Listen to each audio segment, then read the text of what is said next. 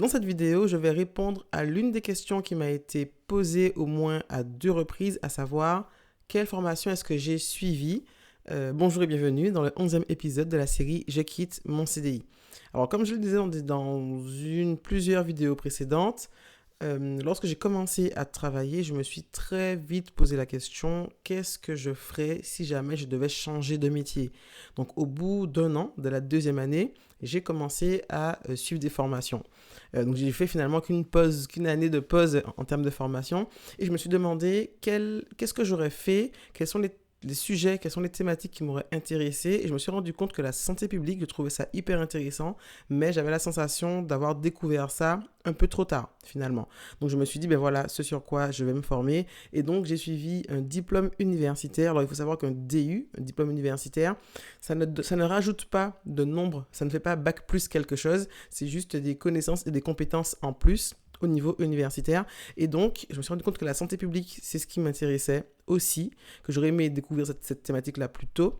Et donc, j'ai suivi un diplôme universitaire en santé publique et on a abordé en particulier la thématique de l'épidémiologie, de la recherche clinique et des biostatistiques. Donc, c'était super intéressant. Ça m'a fait très bizarre d'avoir de nouveau des devoirs sur table, enfin, des examens, etc. Parce que pendant mon master, la dernière année, et même l'année d'avant, il y avait déjà de moins en moins d'examens sur table, mais beaucoup plus de projets, des choses comme ça. Donc là, ça fait un peu bizarre, fallait réviser et tout et tout. Mais voilà, ça valait le coup, c'était intéressant. J'avais espoir de pouvoir finalement appliquer ces nouvelles connaissances-là dans mon métier. Finalement, en pratique, ça ne m'a pas servi du tout. Ça m'a servi, on va dire, à mieux comprendre certains de mes collègues et certains sujets de recherche sur lesquels je travaillais, en particulier pour la partie recherche clinique, parce que j'ai eu à manipuler des données qui étaient issues de projets de recherche clinique. Mais à part ça, ça ne m'a pas servi tant que ça en pratique. Par contre, bien évidemment, j'ai appris beaucoup de choses, donc là-dessus, absolument pas de regret. La deuxième formation que j'ai suivie, alors j'ai noté pour essayer de ne pas oublier, où est-elle? La deuxième formation, c'était une formation en gestion de projet. Donc là, je l'ai suivie peut-être 2 ou 3 ans plus tard. Donc là, c'était la dernière année où je quittais mon deuxième emploi. Voilà, c'était juste avant de quitter, c'était quelques mois avant de quitter mon deuxième emploi. Et donc cette formation-là en gestion de projet a été, pareil, super intéressante. Pour le coup, ça m'a servi immédiatement parce qu'il me restait que quelque chose comme 3 ou 5 mois, je ne sais plus, on va dire 3 mois avant la fin de mon contrat. Et ça m'a permis de mettre en place un rétro-planning et de me dire, bon, ok, la deadline, c'est ça, dans 3 mois, tu pars. Qu'est-ce qui est possible de faire, étant donné le contexte, le projet et ce qui était à réaliser à l'origine. Et donc, ça a permis de bien s'organiser et d'être au taquet jusqu'au départ. La troisième formation que j'ai suivie, là, ça a été l'année suivante. Donc là, j'arrivais à l'emploi que je viens de quitter. En fait, c'est la première année.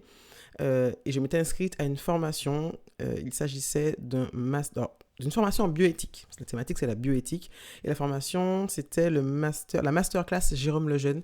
Si vous êtes intéressé par la bioéthique, c'est vraiment super de suivre ça. On va dire que c'est plutôt destiné aux médecins, pharmaciens, vraiment infirmiers plutôt aussi. Vraiment des gens du domaine de la santé, donc ouais, médecins, infirmiers, etc. Les juristes aussi. Je devais être très certainement la seule bioinformaticienne de ma promotion. J'ai fait partie de la première promotion d'ailleurs, si je ne dis pas de bêtises. C'était vraiment super comme formation. Si c'est des sujets qui vous intéressent, allez-y. Là, pour le coup, je n'y ai pas été dans un objectif professionnel, mais vraiment pour en apprendre plus personnellement sur cette thématique-là qui, moi, m'intéresse beaucoup. Et pas mal de livres qui sont sont sur la thématique sont sur des sous-thématiques, finalement, de bioéthique. Qu'est-ce que j'ai noté d'autre? Oui, l'année suivante, je crois, ou quelque temps après en tout cas, j'ai suivi une formation en productivité, gestion du temps. Euh, il y avait 2 objectifs en fait. La question de la productivité à mon travail, mais c'était aussi la période où justement je commençais à réfléchir à la question de monter mon entreprise à côté de mon travail. Et donc la notion de productivité était hyper importante pour pouvoir gérer les deux. Donc mon activité salariée et ma future entreprise. Bien évidemment sans que l'un n'empiète sur l'autre, parce qu'en tant que salarié, tu as des obligations, voilà, en termes de travail, temps de travail, etc. Donc il n'était pas question que l'un empiète sur l'autre, et il fallait faire au mieux pour ne pas m'épuiser à la tâche non plus, puisque mon entreprise, j'avais travaillé dessus le soir essentiellement. Donc ça m'a été utile pour ça. Ce sont des sujets que j'ai continué d'approfondir par la suite, notamment parce que des aspects qui n'étaient pas forcément pris en compte là-dedans, le fait d'avoir des enfants, d'avoir pas mal de choses à gérer à côté. Ça, aujourd'hui, clairement, je trouve que c'est hyper important. La productivité, la gestion du temps, l'organisation. Donc, j'ai continué d'approfondir vraiment tout ça. C'est important, en fait, de s'organiser, de savoir gérer son temps, de planifier aussi ses projets pour avancer. Pour les formations suivantes, je ne suis pas sûre d'avoir le bon ordre chronologique. J'ai pas été vérifier tous les paiements et les dates pour vérifier quelle formation j'ai fait l'une après l'autre, mais voici dans un ordre plus ou moins certain ce que j'ai fait ensuite. Je me suis formé au business en ligne et aussi au marketing. Donc, ça a été une formation euh, qui était qui m'a été très utile aussi parce que justement, je voulais créer une entreprise qui puisse se gérer à distance, c'est-à-dire que mes clientes, je ne les vois pas en présentiel. Enfin, ça peut arriver quand je fais des ateliers, par exemple, pour les cheveux crépus, pas de souci. Mais sinon, le programme d'accompagnement que j'ai créé se passe à distance. Et donc, pouvoir avoir finalement les clés pour mener à bien un projet de business en ligne, c'était important. Donc, j'ai suivi une formation là-dessus, avec aussi la question du marketing digital, qui est aussi hyper important quand on veut monter son entreprise sur Internet. J'ai suivi aussi une formation sur la vente, plus précisément le closing et la psychologie humaine. Donc en fait, il faut avoir en tête que pour certaines formations, la plupart d'ailleurs, il y a une formation, mais plusieurs thématiques qui sont abordées, donc plusieurs domaines de connaissances et de compétences. Donc ça, c'est top. Et donc, j'ai suivi une formation qui abordait ça, la vente et la psychologie humaine. Ça a été vraiment, vraiment super de comprendre en fait comment on raisonne. Ça, c'était vraiment, vraiment important vis-à-vis de la vente. Comment est-ce qu'on décide d'acheter ou pas quelque chose. Euh, D'autres formations, je me suis aussi formée au montage vidéo. Parce que je savais que je devais monter, créer des vidéos en fait pour créer la formation qui fait partie du programme d'accompagnement à prendre sa nature cheveux crépus. Je n'avais pas pour plan de créer une chaîne YouTube, c'était pas dans les plans du tout, finalement je suis là. Sans regret, je suis là. Et donc je me suis formée au montage vidéo et j'ai demandé à un ami, un amoureux de l'image en fait, de me former, de créer une formation pour moi. C'est ce qu'il a fait. Et donc c'est de cette façon-là qu'il m'a formé au montage vidéo. Clairement, je n'applique pas la moitié de ce qu'il m'a appris. J'ai vraiment pioché ce qui était essentiel pour moi pour fonctionner. D'ailleurs, parfois, il est assez déçu de voir certaines choses, mais je vais y travailler. C'est promis. Je vais essayer en tout cas. Je vais essayer. Donc voilà, le montage vidéo, important aussi pour en faire quelque chose de qualité, parce que je savais que j'avais une formation à enregistrer. Je voulais vraiment créer un programme d'accompagnement pour les femmes noires pour qu'elles sachent s'occuper de leurs cheveux crépus et fournir de la qualité. Et donc je me suis formée sur les points qui étaient importants et le montage vidéo, bah, ça, c'est aussi important. Qu'est-ce qu'il y a d'autre? Là encore, on n'est pas dans l'ordre, pas forcément dans l'ordre. J'ai suivi aussi une formation en décoration. Alors là, pour le coup, c'était pas professionnel, c'était vraiment à titre personnel parce que je devais déménager. J'avais vécu dans un appartement pendant longtemps où on n'avait pas du tout touché à la décoration. On avait gardé du papier peint, des petits nounours dans les toilettes et des fleurs dans la chambre. C'était, voilà, on s'était dit qu'on resterait pas longtemps, etc. Mais j'ai bien senti en fait que si on déménageait, ce qui était prévu, il fallait qu'on puisse investir les lieux, décorer et faire quelque chose qui nous ressemble. Et clairement, la décoration, c'était pas mon truc. Et donc, j'avais peur de me planter sur les couleurs. J'aurais pas osé, en fait, mettre de la couleur sur les murs, tout simplement. Et donc, j'ai décidé de me former en décoration. Là, j'ai pris dans cette formation ce qui me serait utile à moi.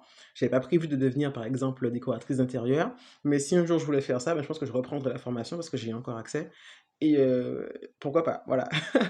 Mais l'idée, c'était vraiment d'oser, en fait, mettre de la couleur. Donc là, on a réussi à voilà, mettre de la couleur dans les chambres, dans le bureau, comme on peut voir ici, aménager et faire quelque chose qui nous ressemble. Je pense qu'on peut encore mieux faire, c'est prévu d'ailleurs. Mais voilà, du coup, je me suis formée et je pense qu'il ne faut pas hésiter à se former sur les choses qui nous semblent importantes ou nécessaires et pour lesquelles on n'a pas les compétences, en fait, tout simplement. Se former, c'est pour acquérir des connaissances et des compétences. Là, en décoration, c'était clairement le but. J'ai aussi suivi une formation en copywriting, donc là c'est l'art de l'écriture pour la vente, si on peut dire ça comme ça.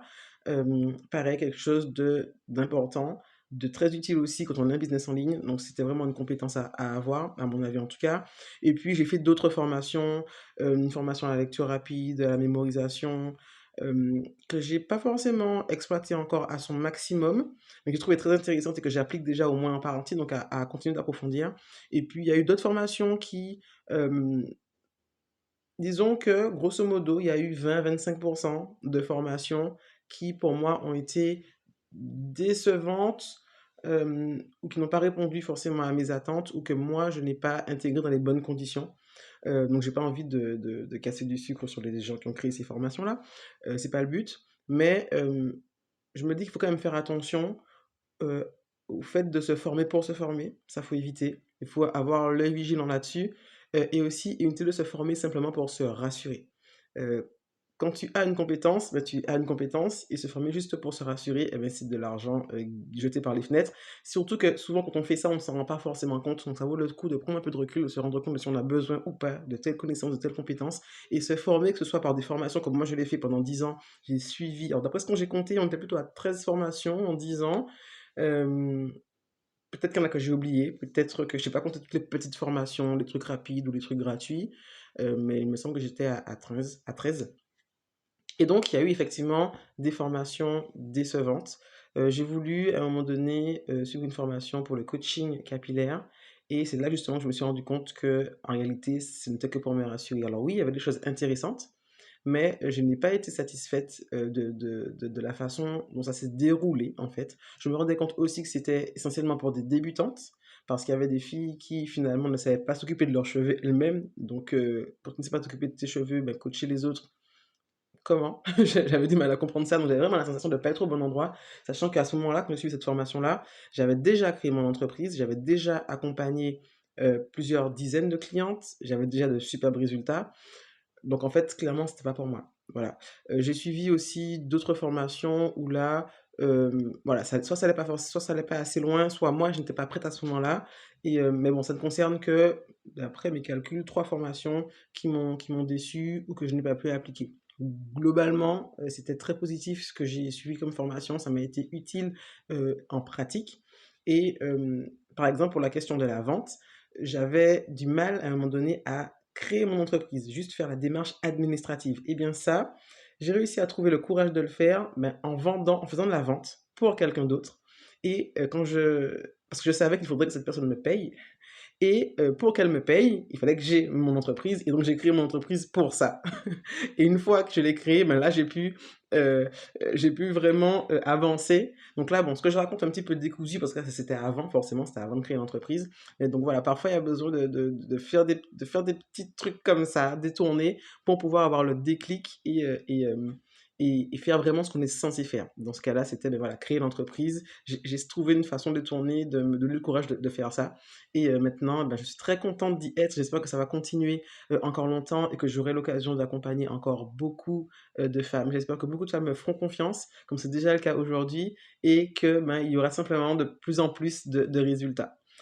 C'est tout pour cette vidéo. J'aurais voulu en dire un peu plus sur une question qui m'a été posée il y a quelques semaines, mais là, on est déjà à plus de 10 minutes, donc on va s'arrêter. Ce sera pour la vidéo suivante. Je me rends compte depuis au moins la vidéo précédente que j'ai des soucis de son. Donc pour cette vidéo-là, je l'ai enregistrée avec 3 micros différents. Ce micro-ci que vous voyez là, un micro qui est au-dessus de ma caméra et un micro au niveau de mon téléphone. Donc là, ici j'ai des soucis sur le premier micro, il se pourrait que que j'essaye en tout cas de rattraper ces problèmes-là avec les 2 autres micros que j'ai à côté. J'espère que ça va compenser ces soucis-là de son et que tout ira pour le mieux, mais j'ai déjà fait un petit bout de première écoute, je me rends compte que ce micro-là a déjà des soucis, donc voilà, on va faire des essais. Petit essai de voix pour ce micro-ci, essai de voix pour ce micro-là, et on verra ce que ça donne. Désolé s'il y a des problèmes, je fais tout pour arranger ça dès que possible, au plus tôt, au plus vite. En tout cas, j'espère que les micros que j'ai mis à côté pourront compenser ce souci. À très bientôt pour une prochaine vidéo. Ciao, ciao.